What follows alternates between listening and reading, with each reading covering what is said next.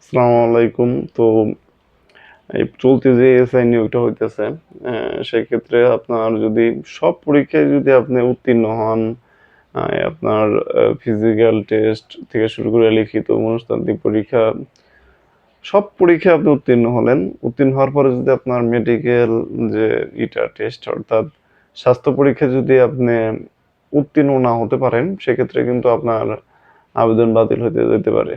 এবং একবার যদি আপনি স্বাস্থ্য পরীক্ষায় আহ, অযোগ্য হন, মানে কোয়ালিফাই না হন, অযোগ্য হন, তাহলে কিন্তু দ্বিতীয়বার আর স্বাস্থ্য পরীক্ষার কোনো করে না, মানে সুযোগ থাকে না। তো আপনার সব পরীক্ষায় পাশ করছেন, বেশ ভালো কথা।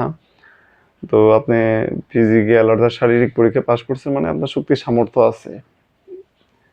এইটা একটা ধারা যে আপনার শক্তি সামর্থ্য আছে, শারীরিক যোগ্যতা আছে, এই কারণে আপনি শারীরিক পরীক্ষায় পাশ করছেন। তারপরে আপনার হচ্ছে কি বলে, লিখিত পরীক্ষায় পাশ করছেন, অর্থাৎ আপনার শিক্ষাগত যোগ্যতা আছে দেখে পাশ করছেন। কিন্তু এখন স্বাস্থ্য পরীক্ষায় কিন্তু আপনাকে পাশ করতে হবে। স্বাস্থ্য পরীক্ষার ভিতরে কি আছে? স্বাস্থ্য পরীক্ষার ভিতরে আছে হচ্ছে আপনার ড্রপ টেস্ট, অর্থাৎ আপনি যদি বিভিন্ন ধরনের অ্যালকোহল মাদকের সাথে জড়িত না, এখন আপনি ড্রপ টেস্ট করে যদি দেখেছেন না আপনি শুকনা খান কিংবা অন্য অন্য যে আইটেম আছে, মাদকের যে আইটেম গুলো আছে ওগুলা খান, তাহলে কিন্তু সমস্যা, তাহলে কিন্তু অযোগ্য। মানে স্বাস্থ্য পরীক্ষার ভিতর গুলো এগুলোই থাকে।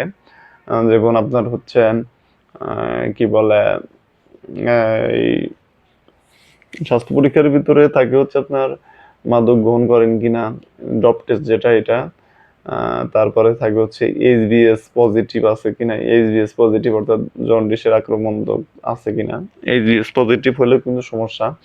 তারপরে চোখের সমস্যা আছে কিনা আপনার, এটা কিন্তু স্বাস্থ্য পরীক্ষার ভিতর পড়ে, চোখের সমস্যা আছে কিনা, দাঁতের সমস্যা আছে কিনা, তারপরে আপনি সুইমিং পারেন কিনা, এটার ভিতরে কিন্তু এগুলো পড়ে স্বাস্থ্য পরীক্ষার ভিতরে পড়ে। তো এগুলোতে যদি আপনার কনফিডেন্স থাকে, ইনশাল্লাহ আল্লাহ যদি সহায় থাকে, আপনার আম্মুর আপনার ড্রিমস পূরণ করতে পারবেন, স্বপ্ন পূরণ করতে পারবেন।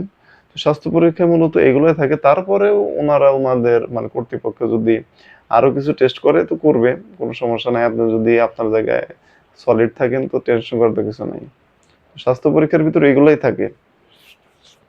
যেমন হচ্ছে আপনার ডপ টেস্ট করা, চোখ চোখ পরীক্ষা করা, দাঁত পরীক্ষা করা।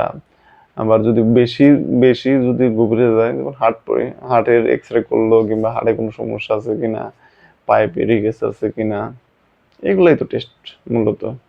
এইচবিএস পজিটিভ আছে কিনা। তো মূলত স্বাস্থ্য পরীক্ষা এগুলো হয়। তারপরেও এসআইতে ওনাদের মানে কেন্দ্রীয় যে হাসপাতাল আছে রাজারবাগে, ওইখানে আপনাকে নিয়ে যেয়ে টেস্ট করাইতে পারে।